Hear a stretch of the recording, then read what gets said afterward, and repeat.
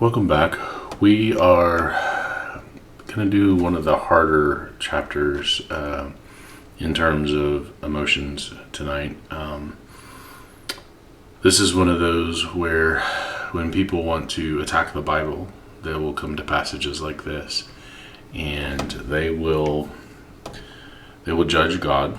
They will talk about how horrible God is because of the things that He does, and they will set themselves up, or they will set up modern society as the standard for their making their judgment. They fail to take into account some of the attributes of God, the nature of God Himself, and what it is His right to do as creator of the universe, and also some of the implications of the things that He requires of His followers to do, especially during this time period under the Old Testament, when we're dealing with a theocracy, a physical nation that is run at this time with God as their king. Moses is a shepherd, is a guide, but he's just a mouthpiece. He doesn't really have any authority on his own. And the priests are the same way. And so God is acting as king. In fact, we see this in 1 Samuel chapter 8, that the things that the Israelites wanted at that time, among them was to be like the other nations by having an earthly king. And God tells Samuel, they're not rejecting you, Samuel, as the kind of shepherd or mouthpiece, the judge. They're rejecting me as their king. And so when we read through this, we need to keep in mind the context, and we'll talk about that when we get to the hard parts here, about what's going to happen. So to set this up, to frame this, when you go back to chapters 22 through 24 in Numbers, you have a man named Balaam who was a prophet of God, but he was not of Israel, and he represented kind of that patriarchal system, that external to the line of Abraham, people who still communicated with God. And Balaam was really enamored with money, and he liked power and glory, but he knew that speaking the truth as God gave it to him was what gave him the reputation that he had. So in Numbers 22 through 24, Balaam doesn't actually ever speak contrary to what God has told him to speak. He always speaks exactly what God tells him to speak. And even though God was angry with him for seeking after those treasures and seeking after money and whatnot, God eventually said, okay, go with the dignitaries, and you only speak what I tell you to speak. And of course we know the whole story of that, and you can see those videos to get the details. But then in chapter 25 we see that Balaam has taught the Moabites how to corrupt the Israelites and how to get God angry with the Israelites so that they aren't going to be blessed, or that they begin to lose and are cursed by God, the way that the Moabites had wanted and the way that the Midianites had wanted. And so we see that there were some Moabite women that came in and were seducing the Israelite men to not only commit adultery, but to worship these false gods. But there was also some Midianite women, and one of them's name was Cosby, and she was essentially a princess of the tribes of Midian. And remember, Midian was into kind of two sections. There was the southern Midianites that Jethro was part of. That was the Midianites that were Jethro was the father-in-law of Moses, and they were still faithful to God. We can see that in the way that Jethro was considered a priest of God. And then there's the northern Midianites, and they had fallen in with the whole land of Canaan and all the nations that were in that area that had become wicked. And God was waiting for those nations to fill up their wickedness before he brought the Israelites in to take them out, giving them time to repent, giving them time to change their ways, and they never did. And the Midianites, the northern Midianites, were not in the promised land. And had they kind of kept themselves away from all of those northern nations that were corrupt, the northern Midianites might have been neighbors to Israel in the promised land and benefited greatly from a relationship with them and trade and defense and all of those things, being next to the nation that was actually run by Jehovah God. But instead they decided to corrupt Israel. And so we're going to see, and what ended up happening is they had the plague that went through the camp, and eventually Phinehas, the priest, went and slew Cosby and the man that she was with committing adultery with a spear. And so Phinehas was given honor for that, and he is actually going to be kind of the spiritual lead here when the Israelites go into Midian, in northern Midian, to conquer. So that's kind of the setup for this.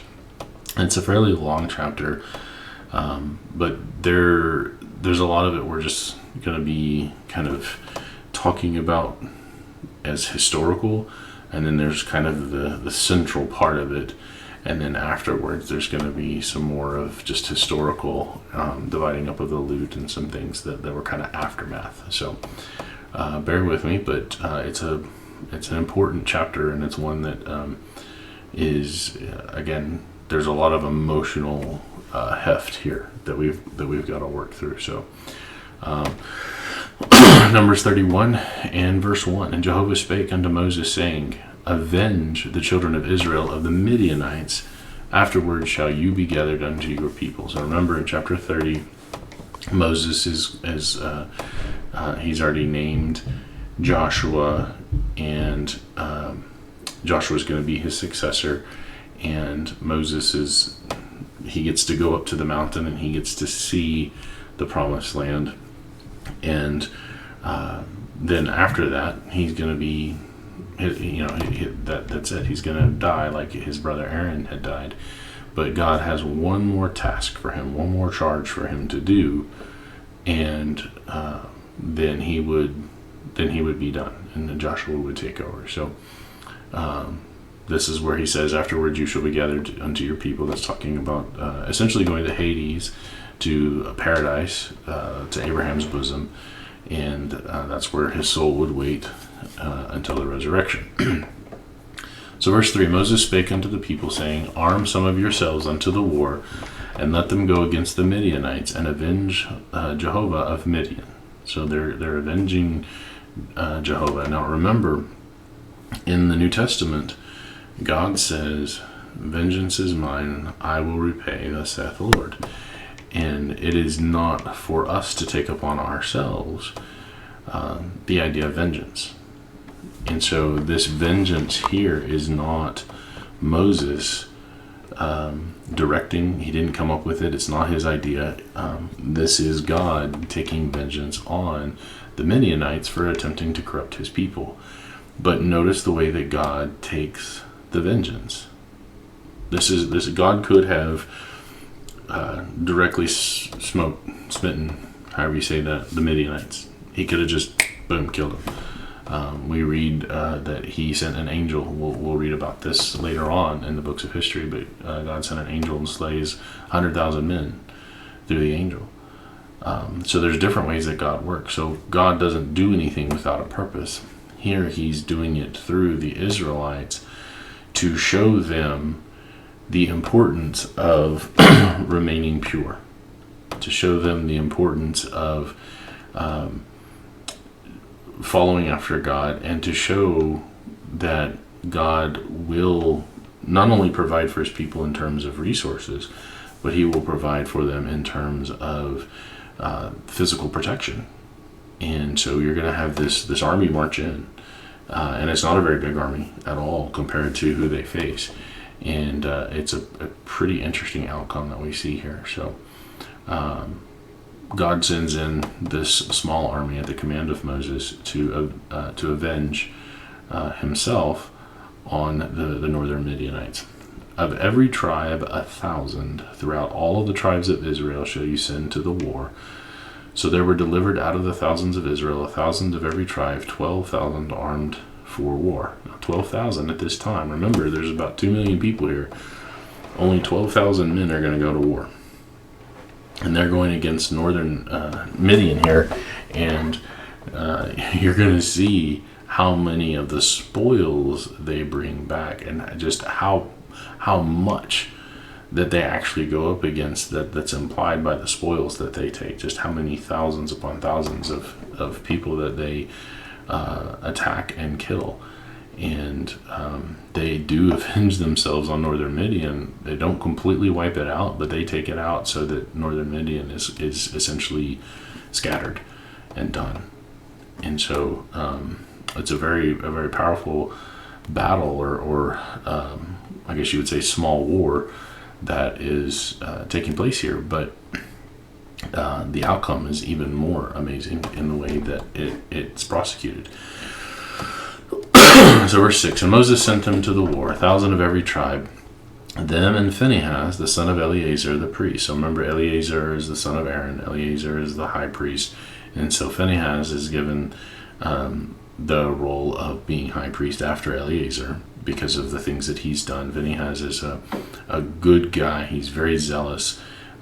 He wants to serve God. He is very focused on the idea of doing right, doing what God wants. And so God blesses him for his obedient faith. So Phinehas accompanies them to the war with the holy instruments and the trumpets to blow in his hand. So this trumpets, we see this idea of trumpets throughout the conquest of the Promised Land, and the trumpets are used quite often to signify the beginnings of war and God's judgment. If you go back to Leviticus 23 and you talk about the Feast of Trumpets, the Feast of Trumpets there was heralding the beginning of something. And again, we see this when we come to Jericho. We're going to come to Jericho and you'll see the blowing of the trumpets and the beginning of the war against the Promised Land. But it's trumpets that are blown, and there's not swords that are swung or anything like that. And it's the heralding of the beginning of a war against a wicked nation. Well, in the 7th month, you have the type of the Feast of Trumpets, the Day of Atonement, where Israel had their sins remembered, brought to their remembrance, and they were to in a way pay for them every year by sacrificing the blood of bulls and goats. And then you'd have the Feast of Tabernacles, which was the Sukkoth, and that was the times of refreshing, when everything would be renewed and they would have a fresh new year, and hopefully they wouldn't sin that year. But was not likely that would be the case. And that prefigured, or was the type pointing to the very last 7 in Daniel. Remember, there were 77s in Daniel. The very last 7, think of the 7th month. Well, now we're in the last 7, the 70th 7, which was the War of the Jews. The trumpets, the Feast of Trumpets, represented the beginning of the war, the heralding of the last destruction of the last wicked nation in this whole story, this whole biblical story.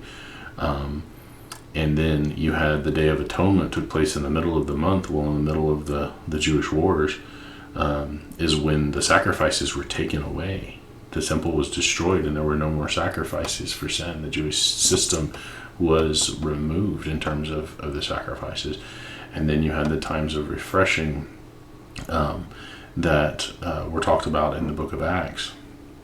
And the times of refreshing were the renewing of all things. The Jews were taken out of the way at the end of the war. And there was the new heavens and the new earth. There was the new state of things, or the new system of things with God, with Christ as King and the kingdom.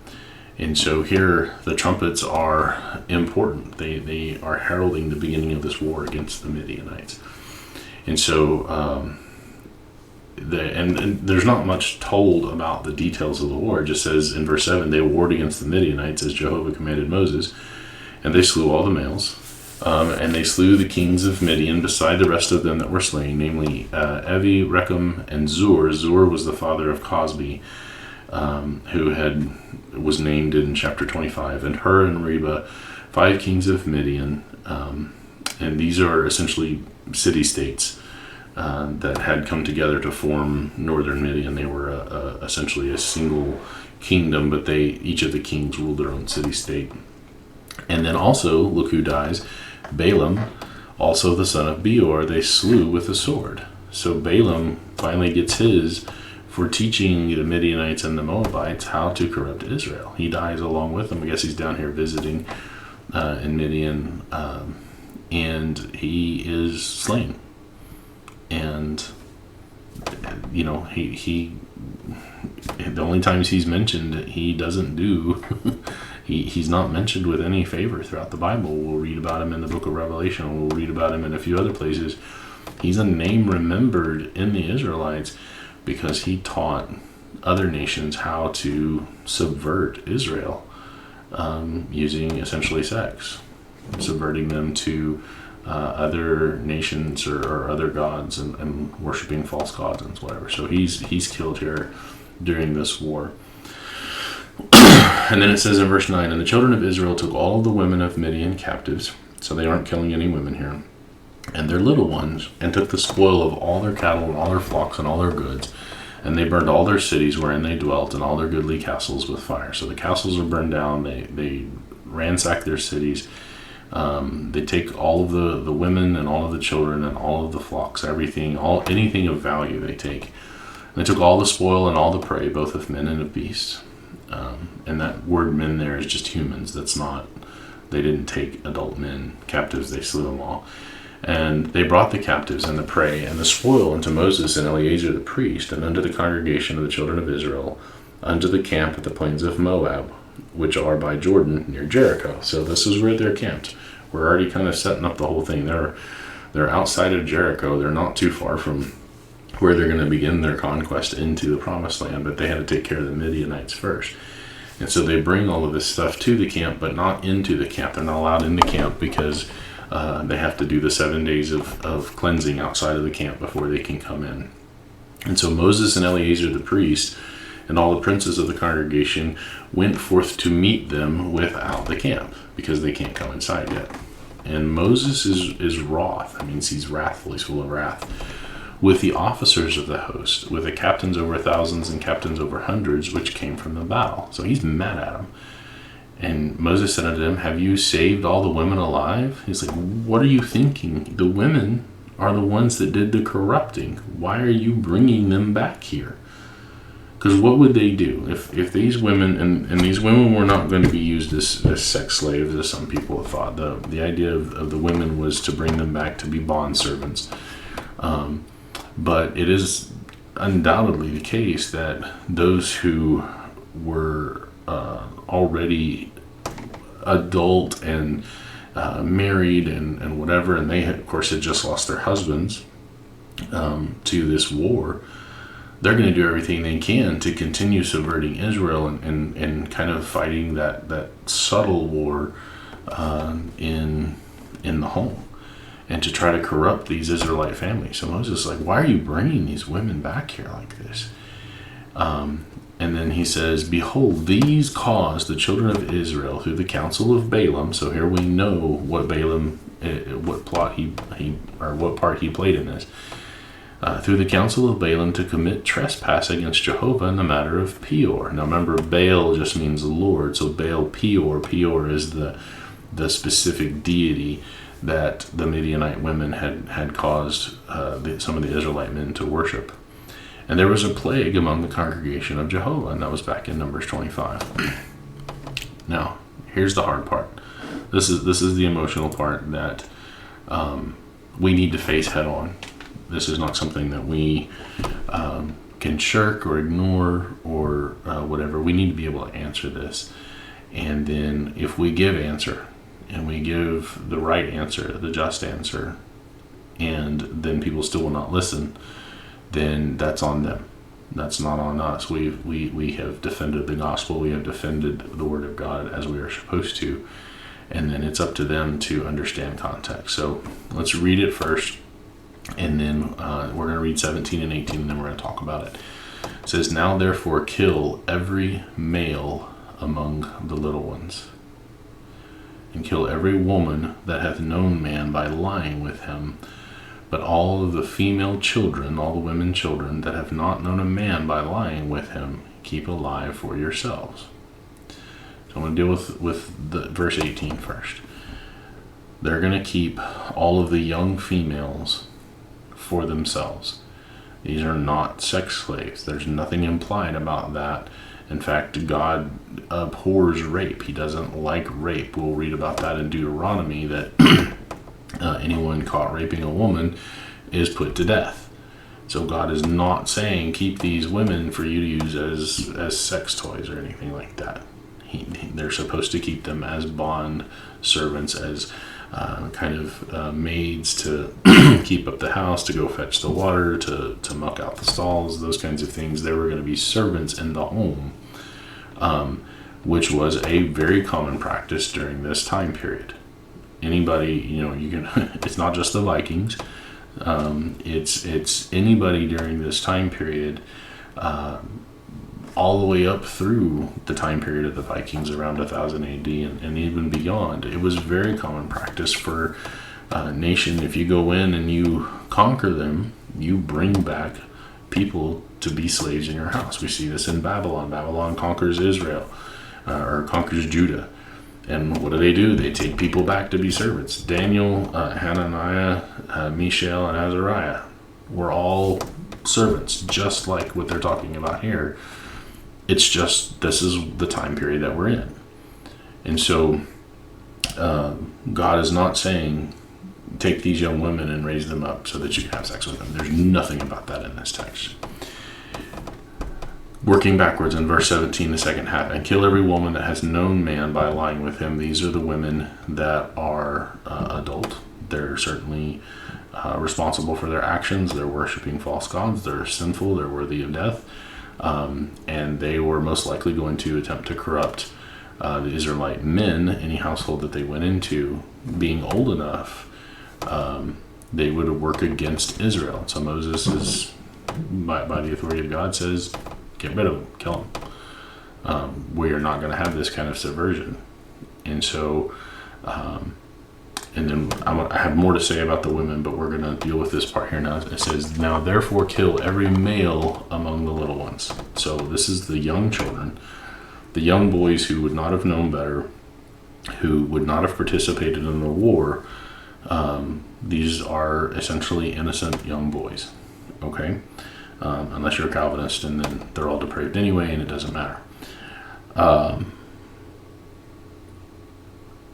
Is it God's right to take human life? As creator of the universe, the answer is yes. And we see this in the flood. We see this in the plague of Egypt, the 10th plague of Egypt. And we see this in a number of places where God calls for the taking of life of the young. So God is justified as creator in doing that. That's the first thing to note. The second thing to note, God directly took the life in the flood and in the plague of Egypt, the 10th plague of Egypt. But God is also He is the sovereign. He is the sovereign of the world. He is the king. He has the authority. Now, sovereign doesn't mean that he is dictating every thought, desire, and action of man. That's not what sovereign means. But sovereign king means he has the authority to command. And then if man decides to resist that, then God is just in dealing with him as he sees fit. So God has the authority to command Israel, to command Moses to do this. There's no logical argument against that. As creator and as ruler of the universe, that's God's command. And as there is no objective standard What are you going to appeal to say that God is evil for doing this? What moral standard could you say, well, God is wrong for taking innocent life? The only objective standard that you have is to appeal to God himself as the standard for right and wrong. And by appealing to God himself, you already give up the proposition that God is unjust for taking whatever life he wants to, for whatever purpose he deems just to do so, by virtue of appealing to him to be the standard of the law. And so you can't appeal to God to condemn God. That makes no sense. From the practical side, number one, these boys would have grown up to be men of this nation that was virtually wiped out by, and of course there's a southern Midian, but this is a different nation. The northern Midian was a separate nation at this time. They would have grown up to be the men of this nation, and they would have attempted to do everything in their power to come against Israel when they reached adulthood. Moses and God are cutting this off before it happens. Furthermore, by being little children and being innocent, God taking their lives now assures that not only will they not come back and harass Israel later, but it assures that they're going to heaven. Just like the young in the flood that died, that were innocent, and just like the young in Egypt that were young and were innocent. And while it is a hard thing for us, and it is an emotional thing for us, it really appeals to our desires to say, no, it's wrong to kill the young. For God, it's not wrong. And by extension, if God calls for it, it's not wrong. And there are just logical reasons why it's being done. And just to kind of add in a little bit here, there's actually a practical reason to kill the women who had husbands, because in this time period, these women would, if they had been released and were not allowed in Israel, would have ended up in the hands of other nations, probably as the very type of slaves that people are worried about for the young women here as bondservants to Israel. And so if there are any married women or formerly married women in this group who are innocent of that, who had no part in that, then God is still just in taking their life, because he's creator of the universe, and he preserves them from having to endure that kind of slavery as well. So there's a number of reasons. If we lead with our minds, if we lead with logic, I'm not saying don't feel, because it is horrible. War is always horrible, and I hate that men find themselves in positions to have to fight it. But when war needs to be fought, it's not for us to shirk. Think about the American Revolution. It was a horrible, horrible thing, but it was needed. It is needful for it to be fought. There are times when war is necessary to defend yourself. And we could talk about that in a very personal manner. If somebody comes into my house, I don't even care if some kid comes into my house. If they're waving a gun at my family, I'm going to use maximum force and take them out to protect my family. And if it's a very young kid, I would attempt to probably subdue them. But you get some teenager coming in here. Sorry, he made his choice. He's not going to threaten my family. I'm going to protect my family. And an adult, certainly. And then that's going to be male or female. Somebody comes into my home to rob me or to threaten my family, I'm not holding back. I'm going to protect my family. And so There are times when war is justified. In this case, God has commanded it, and so it is justified by default. And God is commanding these things to take place, and so they are inherently just by that virtue alone. So, again, it's hard. I understand that. But we have to deal with it face on. We can't ignore it. We can't go around it. We have to be able to provide answer.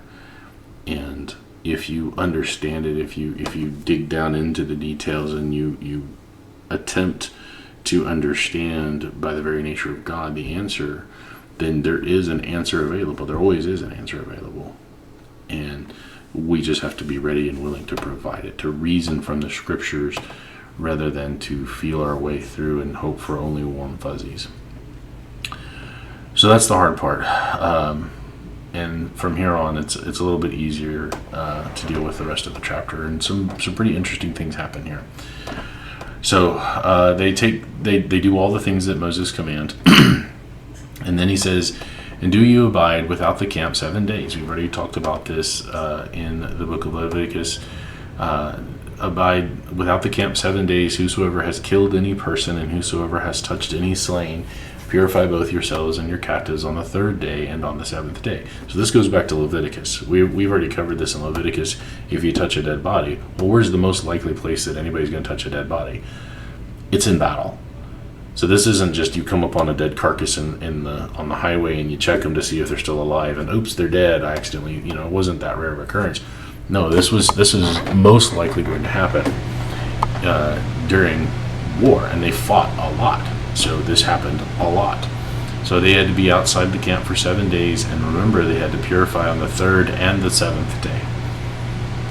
Okay? Purify all your raiment and all that is made of skins and all the work of goat's hairs and all things made of wood. And so remember they had the water of separation for that. These things could not endure fire, and so they weren't purified by fire, they were purified by the water of separation. And Eleazar the priest said unto the men of war which went to the battle, this is the ordinance of the law which Jehovah commanded Moses. He's not making up something new. He's like, when we first started out and we were at Sinai 40 years ago, remember, this is what Moses from Jehovah himself commanded us to do. Well, now we're enacting it. This is the practical thing about it. And so, verse 22, only the gold and the silver, the brass, the iron, the tin, and the lead, everything that may abide the fire, in other words, if it'll remain by passing through the fire what it is, then you shall make it go through the fire, and it shall be clean. Nevertheless, it shall be purified with the water of separation, and all that abideth not the fire, you shall make go through the water. So that's easy enough. If you can pass it through fire, I'm sure they had tongs or something like that. They pass it through the fire. It's a ritualistic cleansing. They don't leave it in there, make it melt or anything like that. They just pass it through the fire. And that cleansed it of sin, because fire, understand, the symbol of fire is judgment. It's a destruction of sin. God's not going to destroy the world by water again. Okay, so fire is the symbol of purification of sin and destruction of sin. But you also have the water of separation, which again, as we talked about back in Leviticus, represented in a way the cleansing. It's a type of water immersion. It was the point of cleansing. So 1 Peter 3:21, even Peter talks about this. He says, look, you're not doing the ritualistic cleansing of the filth of the flesh. You're not cleaning this ceremonial stuff off of you. You're not cleansing dirt from the body. That's not why you're getting in the water. And he tells us in 1 Peter 3:21 that baptism saves us as the antitype of places like the flood and the water of separation, that it saves us as that which is demanded by our penitent heart, by our clean conscience towards God, through the resurrection of Jesus Christ. How does baptism save us? Through the resurrection of Jesus Christ. Nobody will answer that question if they don't believe baptism is necessary for salvation. They will do everything in their power to make that verse say the opposite of what it actually says. Baptism doth also now save you by the resurrection of Jesus Christ. That's what it says. They have to find a way to explain how baptism saves us by the resurrection of Jesus Christ, and it is water baptism because it's an antitype of the flood. So it's water that saved Noah and his family from the wickedness of the world by destroying the sin and leaving only the righteous. The same thing is true of water immersion. Not that the water itself is magical, just like the water of separation is not magical. But because it's an act of obedient faith, God says that if you get in the water, that's you being buried with Christ. Romans chapter 6 is very clear about that.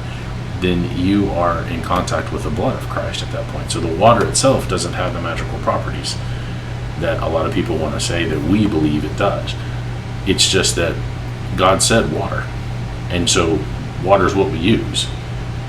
But 1 John 5 verses 6 and 8 says that it's in the water by the Spirit that we come into contact with the blood, and it's the blood of Christ that actually cleanses us of our sins.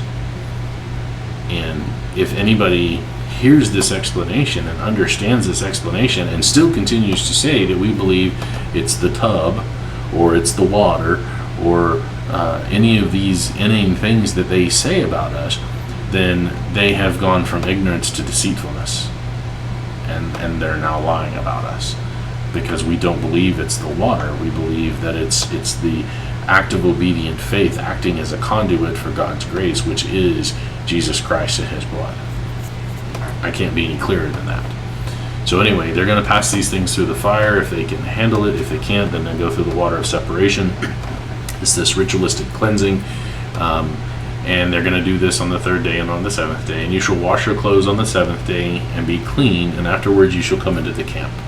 Okay, so they come back, tell them what to do. This is what they're supposed to do. And then we're going to move on to the spoils. And Jehovah spake unto Moses, saying, Take the sum of the prey that was taken, both of man and of beast, you and Eleazar the priest, and the chief fathers of the congregation.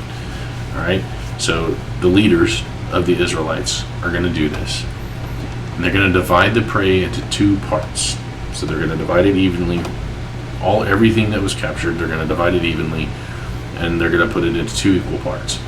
And you're going to divide it. Half of it is going to go to those who actually went to war and had to do the fighting, and then the other half is going to go to the rest of everybody else of all of the 12 tribes, not Levi, but all of the 12 regular tribes, including Manasseh and Ephraim, who did not go out to battle. That's the between all the congregation part. And out of those two halves, you're going to levy a tribute unto Jehovah of the men of war which went out to battle. So one soul of 500, that soul there, that word is just individual. One soul of 500, both of the persons, the beeves, the asses, and of the sheep. So out of all of the female children that they're going to keep as bondservants, out of all the cattle, all of the donkeys, and all of the sheep, for every 500 of each of those, they're going to take one out, and they're going to give it, verse 29, take it of their half and give it to Eleazar the priest for a heave offering of Jehovah. So all of that, because it's a smaller portion, is going to go to Eleazar and to the priesthood, to the priests specifically and their families, not to the rest of the Levites. And then, verse 30, and of the children of Israel's half, in other words, the people that didn't go to war, you're going to take one portion in 50 of the persons, of the beeves, of the asses, and of the flock, of all manner of beasts, and give them unto the Levites, which keep the charge of the tabernacle of Jehovah. So, of the other half, you're going to take 1 out of 50 instead of 1 out of 500, because there are more Levites than there are priests. And so, everybody who didn't go to war is going to get a little something, and then out of that portion they're going to take and they're going to give it to the Levites. Notice how much the Levites get from this. Considering their number compared to the rest of Israel, they get quite a lot, because they don't have their own cattle, their own flocks. They don't have the capacity to grow their own food. And so this is what sustains them when they aren't able to sustain themselves. And so God says, out of all of the plunder, you're going to give half of it to the non-combatants, to their individual families to be divided up. Well, the Levites get a portion of that. They get 1/50th of it. Okay? And Moses and Eleazar the priest did as Jehovah commanded Moses. We'll see this again throughout. Faithful men doing, acting, working, obedient faith, did all as Jehovah had commanded Moses. And the booty, fun word to say, the loot, being the rest of the prey which the men of war had caught, was 600,000 and 70,000 and 5,000 sheep, 62,000 beeves, 1,000 asses, and 32,000 persons in all, of women that had not known man by lying with him. Okay, so that's the whole number. If you want to go see those numbers visually and write them down in the regular actual numbers, you can do that. And the half, which was the portion of them that went out to war, was number. Of course, they take those numbers and cut them in half: 300,000, 7 and 30,000, so 37,500 sheep. And Jehovah's tribute of the sheep was 615. So they're just doing some math here, and you can get a calculator out, and you can see that these numbers are exactly what was calculated. These guys don't have calculators. They still can do some simple fourth grade math here. And so they cut them in half. They divide them up the way they're supposed to. And the beeves were 30 and 6,000, of which Jehovah's tribute was 312. And the asses were 30,500, of which Jehovah's tribute was 301. And the persons were 16,000, of which Jehovah's tribute was 30 and 2 persons. So 32 people are going to go to serve in the tabernacle, or not in the tabernacle, but in the priest's house, to wait upon the priest, so that the priests could do their priestly duties, because Gentiles are not allowed in the tabernacle area. But they're going to be in the priest's house that kind of are right around the tabernacle area. And Moses gave the tribute, which was Jehovah's heave offering, unto Eleazar the priest, as Jehovah commanded Moses. And of the children of Israel's half, this is the non-combatants, which Moses divided from the men that warred. Now the half that pertained unto the congregation was 300,000 and 30,000 and 7,000 and 500 sheep, and 30 and 6,000 beeves, and 30,000 asses, and 516,000 persons. So he says the numbers again because it's exactly half, but there's an importance here to this precision of detail. This isn't God just being unnecessarily redundant. That's not what he's doing. What he's doing is he's showing the importance of the exactness, of the precision of the keeping of these commands. And so that's what he does here is he shows that, hey, the numbers are the same. And that's the importance of having this repetition. And then even of the children of Israel's half, Moses took one portion of 50, both of man and of beast, and gave them unto the Levites. So these are the non-priest Levites, which kept the charge of the tabernacle of Jehovah, as Jehovah commanded Moses. And the officers which were over thousands of the host, and the captains of thousands, and the captains of hundreds, came near to Moses. So we're done with the loot now. And so now we're dealing with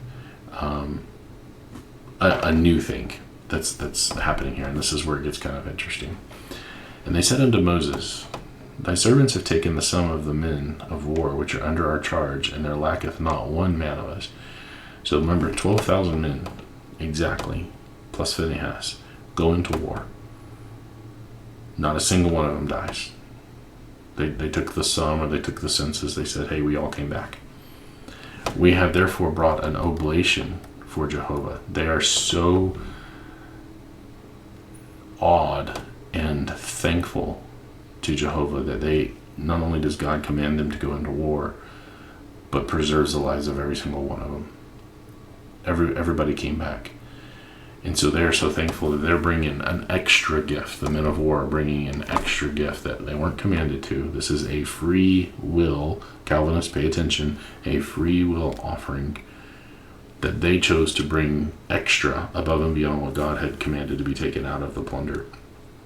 Okay, what every man has gotten of jewels of gold, chains and bracelets, rings, earrings, and tablets, to make an atonement for our souls before Jehovah. So they're wanting to pay for any sins they may have committed. They're thankful, and this idea of atonement here is they know that they've committed sins, and it's quite possible that even during the prosecution of this war, the way that they conduct themselves during this time, War is a nasty business, and some of the things that they could have done while prosecuting the war, they may have, and we understand from reading through Leviticus, there are times when they could sin in ignorance, that in the heat of the moment, and God will allow the forgiveness of that. It's not a willful sin. And so they're saying, we're bringing this an atonement for our souls, but it's an oblation. It's a thank you to God for preserving all of our lives. And Moses and Eleazar the priest took the gold of them, even all wrought jewels, and all the gold of the offering that they offered up to Jehovah, of the captains of thousands and the captains of hundreds, was 16,750 shekels. Okay, that's quite a bit of money. You can look up what a shekel is worth. I should have done that when I did this video before the audio messed up. I had done that, but I forgot to do it this time. But in modern day money, it's an amazing amount of money. These guys are coming back and saying, "Thanks God for saving us all alive," and it's just mind blowing how much. And then it says, "For the men of war had taken spoil, every man for himself." Of course, they're going in and they're ransacking the castles and the cities and they're burning everything. So they're taking things of value, which is typically what happens during war during this time. Now, I know that in American wars, our soldiers aren't supposed to do this. When we go in and fight, there are rules of engagement that are given to our men that we don't really.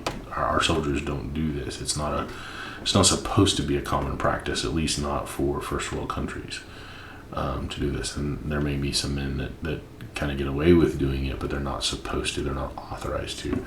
But during this time, during the BC period of time, and even I would say all the way up till we get to the 20th century, this is common practice. If you go in and attack a nation, you take all the spoils, and to the winner go the spoils is a very common phrase.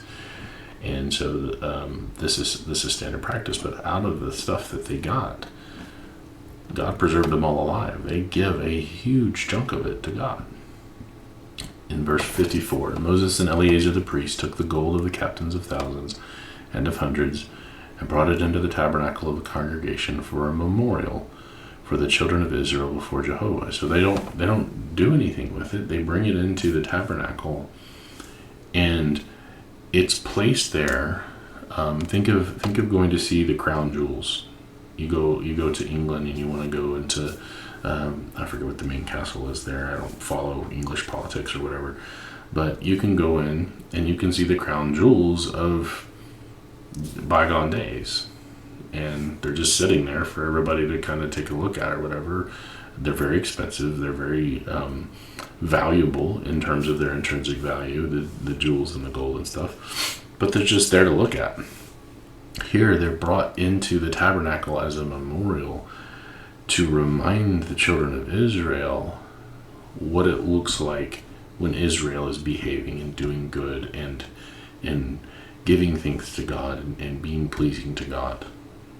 And I would argue that a huge part of this is the free will of giving above and beyond what God has asked for. God asked for a certain amount.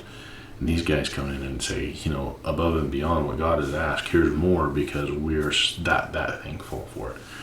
And so it's put there in the tabernacle as a memorial to the children of Israel. And it's before Jehovah. It's going to be there in this tent, this huge tabernacle, kind of in a chest or a display. I'm not sure exactly because only the priests go in there, but just it's in there, and the children of Israel know about it. And it's going to be this memorial, this 16,750 shekels worth of stuff is just in this tabernacle as a memorial. It's crazy how cool it was. They go in, 12,000 men go into war, take out a whole nation, burn all the cities, all the castles. No telling how long this took. And they, if we're talking weeks or months or however long it took to prosecute the war, remember, they're still getting ready. They're gearing up and getting ready to go into the promised land. So, they're going in. They prosecute this whole thing, and during the whole time, Not a single one of them dies. And that's pretty amazing. So anyway, I know this is a hard video dealing with a topic at hand, and so I imagine there will be questions. You are certainly welcome to comment below the video or to send me a private communication if you have access to that, so we can talk about it if you need to. But understand there is an answer, and it's up to you to dig into the Word of God and to examine these things with a rational mind, with a logical mind, and to make the heart subservient to what is truth, to master the heart and not let your emotions lead you in a way that is away from God, because you feel in your heart that somehow this is wrong. If you can't show logically how this is wrong, if you can't find any standard by which to condemn God, because there isn't one, then sometimes it's just necessary to say, God, this is hard for me, and I don't understand, but I trust you because of all of the other things that you've done, because of all of the other promises that you've kept, because of everything that I do understand about what you have done for us. Maybe I will gain understanding as I go along in this life, but I'm going to remain faithful to you. And if I don't gain understanding in this life, then perhaps we can chat about it in heaven one day. And that's just the best that humans have, our finite minds have. Sometimes there are just hard things to understand. Peter talked about that at the end of his second letter. There are just some things that Paul wrote about, the book of Romans, for example, that are just hard to understand. And so that's where faith comes in, obedient faith comes in, is, for those who do understand and can give a defense, that's great, that's awesome. It's good to have those people in the church. But there are going to be people who this is harder for, especially, I would think, females who are more caring and nurturing and I'm not saying that they're emotional wrecks or anything like that. I'm not trying to say that they're led by their emotions, but they tend more towards the caring, nurturing side of things. And these harder things like war are going to be a struggle for them. And so, we could talk more and more about that, and I could be here all night doing it, but just understand that there is an answer. So thank you for watching with me. I'm hoping to move on to 32 and finish up Numbers sometime this week. I might even do 32 here in just a minute, but I want to do this chapter by itself and get that uploaded. So again, thank you, and we will see you next time.